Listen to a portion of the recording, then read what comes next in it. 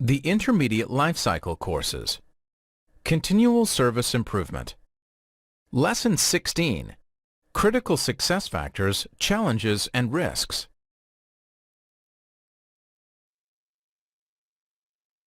Welcome to Lesson 16. In this lesson, we'll study a number of continual service improvement areas, including continual service improvement critical success factors, challenges, risks, and the value of continual service improvement to the business.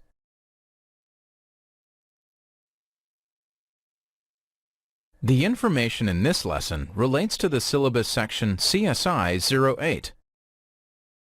Remember, it's strongly recommended that you carry out further reading in the Continual Service Improvement Core volume as part of your exam preparation. You can use the syllabus document to identify the appropriate areas for self-study.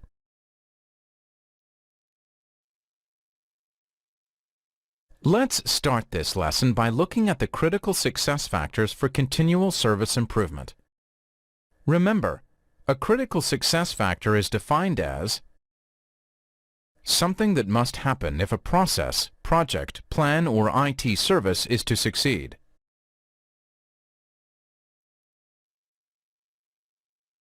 The Continual Service Improvement Core volume defines 9 critical success factors for continual service improvement.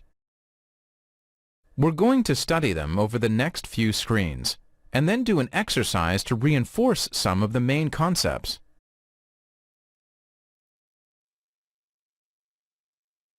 The first 3 critical success factors are appointment of a continual service improvement manager, adoption of continual service improvement within the organization,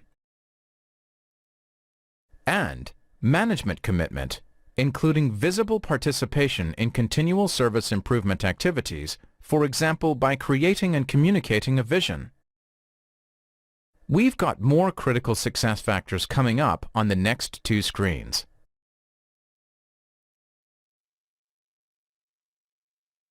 The next 3 critical success factors are defining clear criteria for prioritizing improvement projects, adoption of the service lifecycle approach, and sufficient and ongoing funding for continual service improvement activities. The final 3 critical success factors are coming up on the next screen.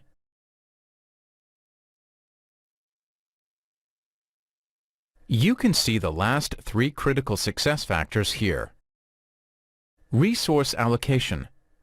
Staff time needs to be assigned to continual service improvement activities and protected. If not, operational issues often take over and CSI loses priority.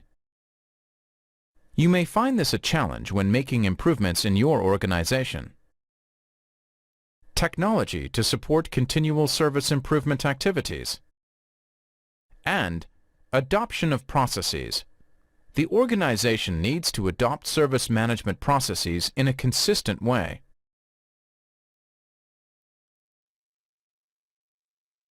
Let's do a quick exercise to reinforce these critical success factors. Plan to spend 15 minutes on this exercise, and don't forget to check your study guide for a suggested solution.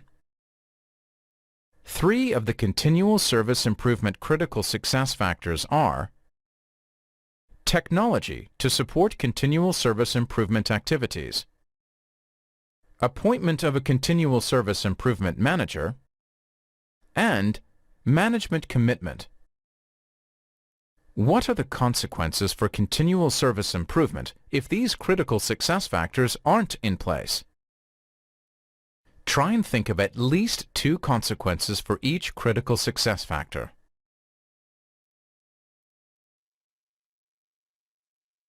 Once we have determined our critical success factors, we can think about putting some key performance indicators in place to measure them. Key performance indicators, also known as key success indicators, help an organization define and measure progress toward organizational goals.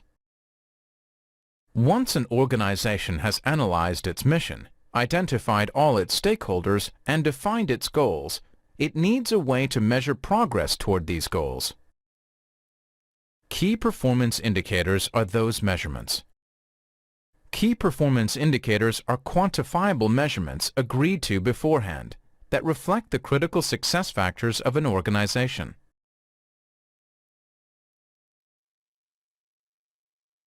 Each of our critical success factors will need some underpinning key performance indicators.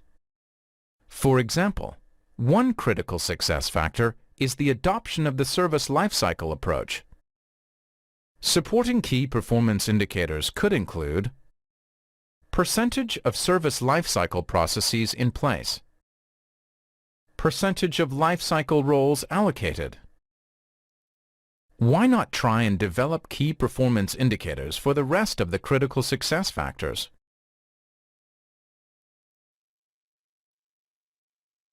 Okay, we're going to move on now and look at some of the challenges that relate to continual service improvement. Life is not straightforward, as we all know.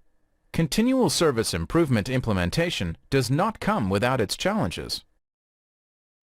Some challenges will be common across most organizations, and some will be unique to an individual organization.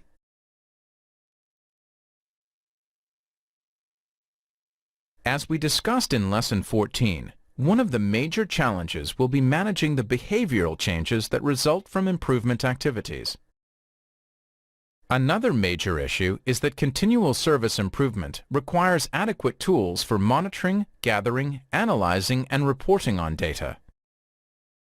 Continual service improvement cannot happen without adequate resources, and all resources will need to understand their roles and responsibilities and have the correct skill sets to execute continual service improvement activities.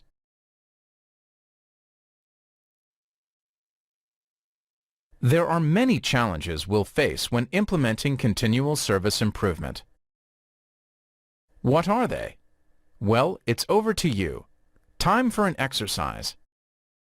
This exercise will test your understanding of challenges to the successful implementation of continual service improvement initiatives.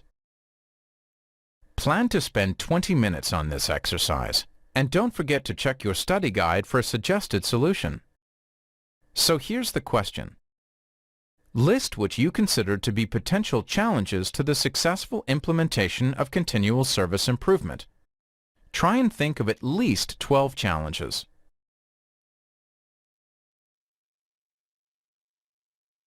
Next, we're going to study the risks associated with continual service improvement. Remember, for continual service improvement, risk is defined as a possible event that could cause harm or loss or affect the ability to achieve objectives.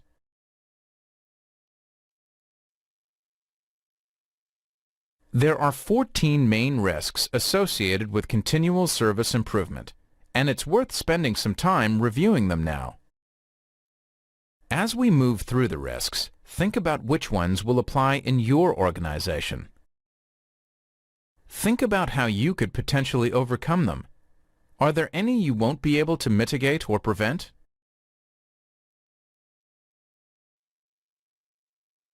The first continual service improvement risk is being overambitious.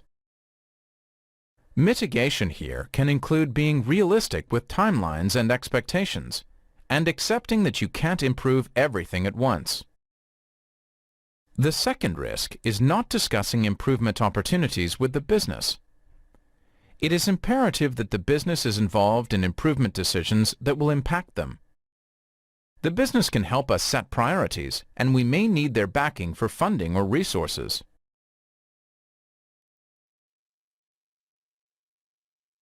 The third risk is not focusing on improving service and processes. If we only focus on one area, issues in the other area will still affect our performance. For example, we could improve our infrastructure, but this won't prevent downtime as a result of failed changes. We need to improve the service and the supporting processes. The fourth risk is not prioritizing improvement projects. This can lead to chaos. We don't know what to focus on or where to use our resources, leading to confusion and possible duplication.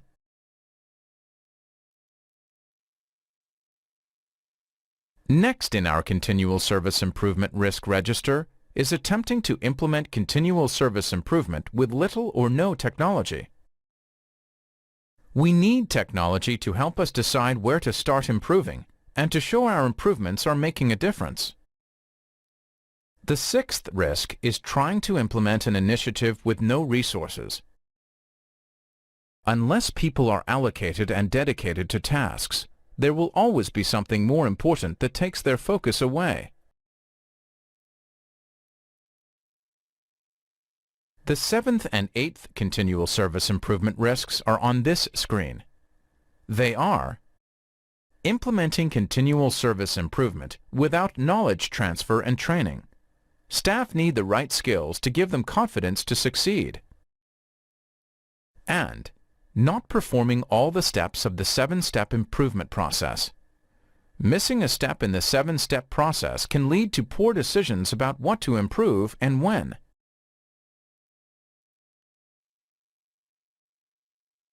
The next 3 continual service improvement risks are shown here. Management not taking action on recommended service improvement opportunities. Poor communication with the business, leading to a poor understanding of their requirements. And a poor, late, or missing communication campaign to support the continual service improvement initiative.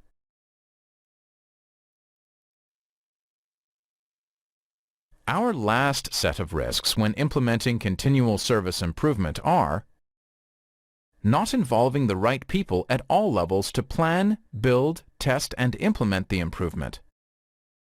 Incomplete or partial testing before implementation of improvements. All aspects of the improvement must be tested, including documentation. What other risks would you face in your organization?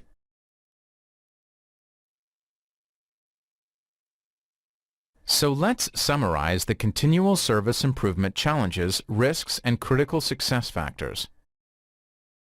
Implementing continual service improvement is not an easy task. It requires a change in management and staff attitudes, and continual service improvement needs to become part of our culture. An important first step is identifying the risks and challenges, perhaps using a SWOT analysis. If we are aware of challenges and risks, we can plan to overcome them.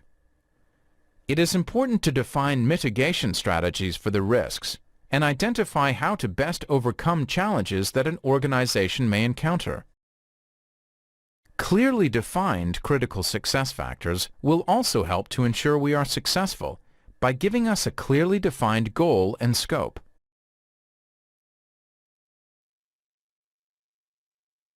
An important last word.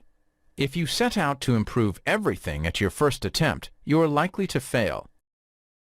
Set out by choosing small areas where you can make a difference, bringing benefit and adding value. This will show the benefits of continual service improvement and attract resources and funding for the next improvement opportunity.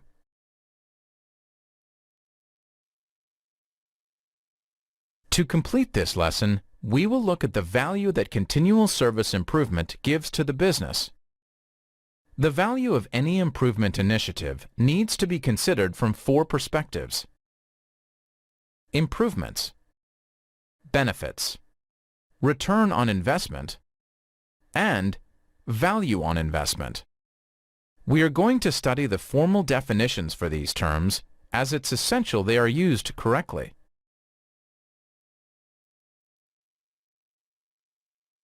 Perspective number 1 is improvement. This term refers to outcomes that show a measurable increase in a desirable metric or decrease in an undesirable metric compared to the measurement taken before an improvement was implemented. A good example of an improvement would be a large manufacturing company who experiences a 20% drop in incidents following the introduction of a new formalized problem management process.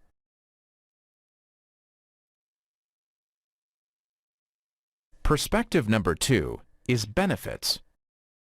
This term refers to the gains achieved through the realization of improvements and is usually, but not always, expressed in monetary terms.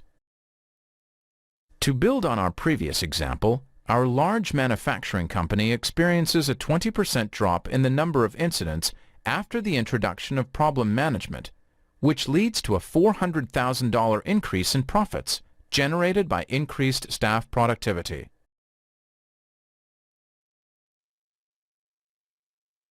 The third perspective in which to judge an improvement initiative is return on investment.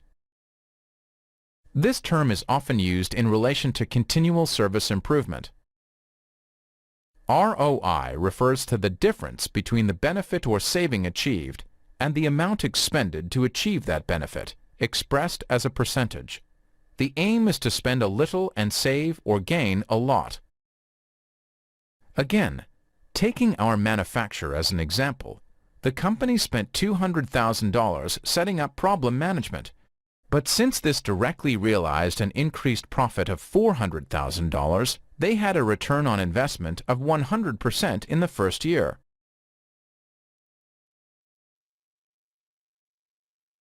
The last perspective is value on investment. This measures the value created by the establishment of benefits that include non-monetary or long-term outcomes, as well as the monetary benefits. Value on investment measures the financial return on investment benefits and the more intangible benefits.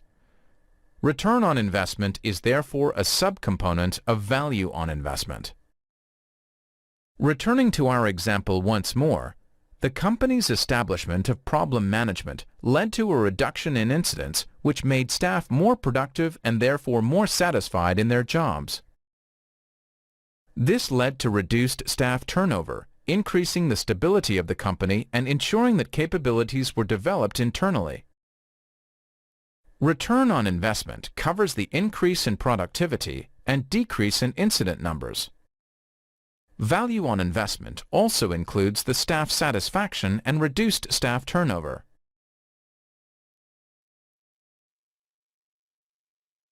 The judgments we have just described are mostly tangible in their nature. You can measure and quantify them. Intangible benefits are always harder to describe. For example, the benefit of less frequent use of temporary workers makes full-time employees feel better is intangible, as it is far more difficult to measure and express in terms such as monetary values.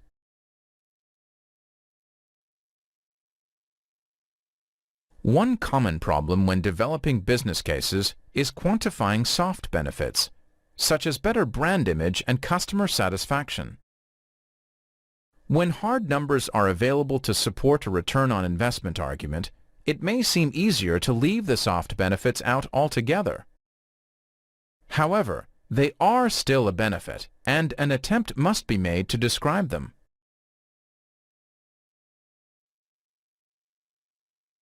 Some common benefits that may be described as intangible are increased organizational competency, integration between people and processes, assured regulatory compliance that will minimize costs and reduce risk, and the ability to react to change rapidly.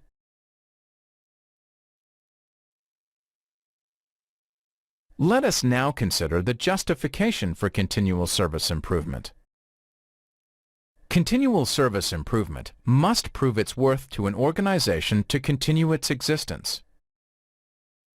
To this end, continual service improvement must have a well-defined purpose within the organization and needs to deliver clear, ongoing benefits that impact the entire organization.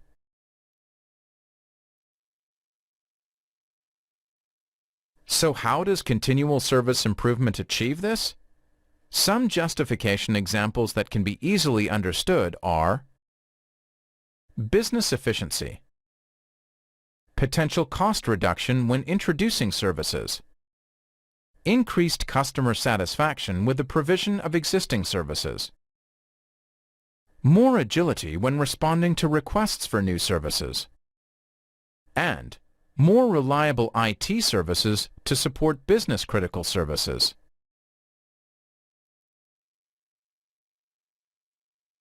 Any organization wishing to improve services also needs to be aware of the impact of business and market developments on the IT area. To justify any improvement, the IT organization should compare the costs and revenue or savings. The difficulty in doing this, however, is that the costs are relatively easy to measure, but the increase in revenue as a direct result of the service improvement plan is more difficult to quantify. This understanding of the organization's target and current situation is the basis of the business case. A stakeholder assessment and a goal-setting exercise will help focus on the results and aims.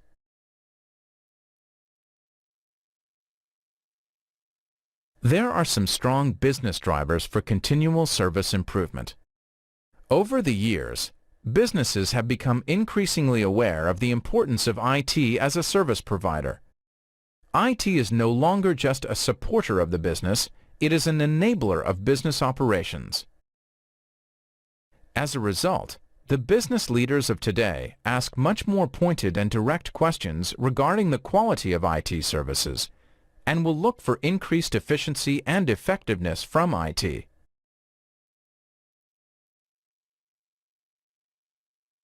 IT as a business enabler means an increasing role for continual service improvement. IT now enables business change and is therefore an integral component of the business change program. There is now an additional focus on the quality of IT in terms of reliability, availability, stability, capacity, security, and especially risk.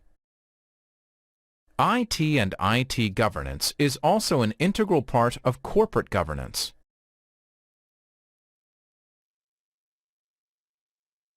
IT performance has also become more visible. Technical outages and customer dissatisfaction may be discussed at senior management level.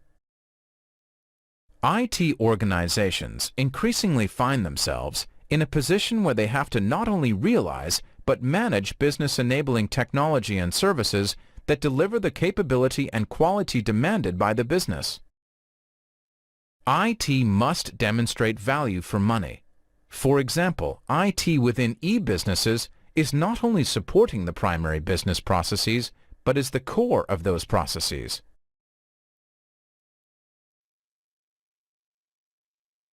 There are also technology drivers that increase the need for continual service improvement.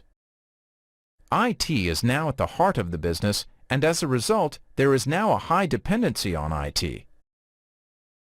As a result, IT services must understand business operations and advise about the short and long-term opportunities and constraints around IT solutions. Be designed for flexibility and responsive enough to allow for unpredictability in business needs. And accommodate rapid change to meet changing business requirements.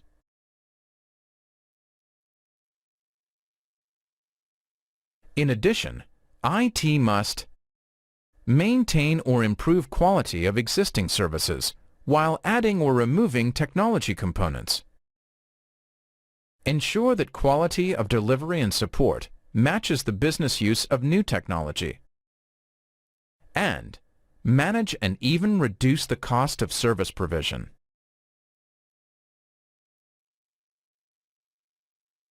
Okay, let's look in more detail at the benefits of continual service improvement. It is essential that benefits are clearly identified to help justify the effort involved in gathering, analyzing, and acting on improvement data. Consideration must be given to both direct and indirect benefits.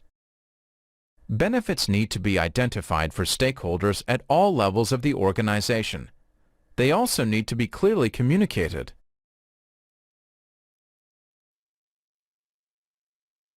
Benefits associated with continual service improvement fall into four main categories. These are business and customer benefits, financial benefits, innovation benefits, and IT organization benefits.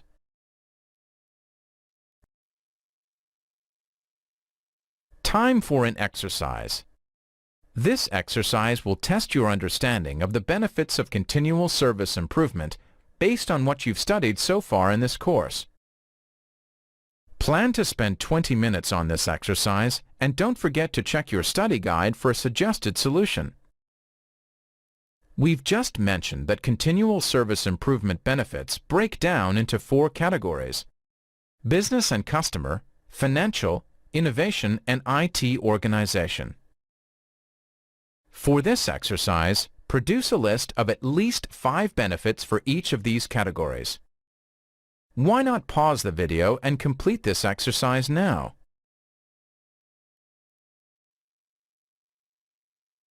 Finally, in this lesson, let's consider the costs of implementing continual service improvement and how we ensure we get value for the money invested in this area. There are a number of costs associated with implementing continual service improvement, including staff resources and training, tools for monitoring, gathering, processing, analyzing, and presenting data, ongoing internal and external assessments or benchmarking studies, and service improvements, either to services or service management processes.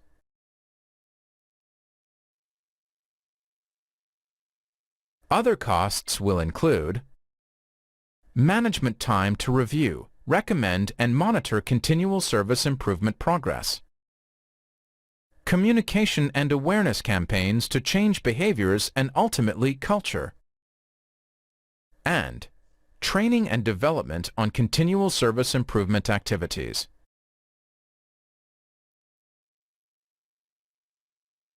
So, how do we judge if we have got a good return on investment for continual service improvement itself? Initially, we can do this by using the measurements we have described previously, measuring to see if the benefits have been realized, calculating return on investment, as well as value on investment. Any continual process improvement program should include periodic re-evaluation of benefits, as the ROI or VOI will change over time.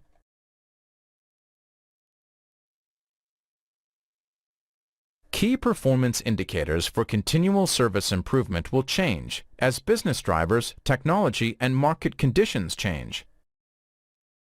We need to constantly re-evaluate continual service improvement and compare it to our original ROI and VOI calculations. We must be honest about what we hope to achieve, measure if we have achieved it, and check to see if our goals are still relevant.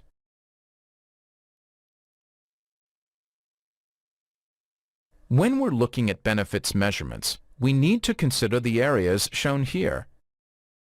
ROI and VOI for improvements need to be assessed on an annual basis and compared with previous results. Competing initiatives need to be assessed to help prioritization. Organizational changes need to be assessed to check their impact on current benefits being delivered.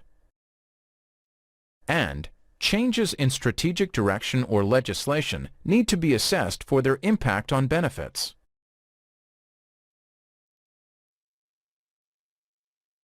Organizations adopt the ITIL framework because they want to establish a consistent, comprehensive service management foundation and manage the cost of service delivery.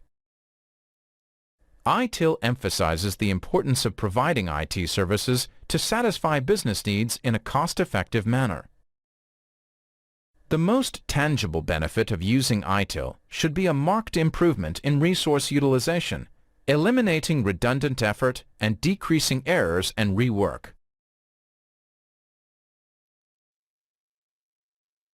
The ITIL framework can also help to improve the availability, reliability, stability, and security of mission-critical IT services by providing demonstrable performance indicators to measure and justify the cost of service quality. We need to be able to justify and provide evidence that these benefits have been realized. The provision of key performance indicators is essential in supporting continual service improvement, as they become the data inputs to analyze and identify improvement opportunities.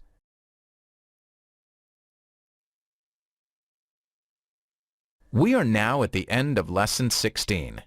In this lesson, we studied critical success factors, challenges, and risks associated with continual service improvement.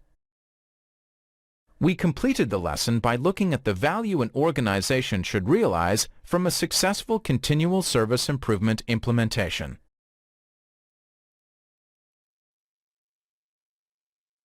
Coming up in Lesson 17, we'll look at implementing continual service improvement.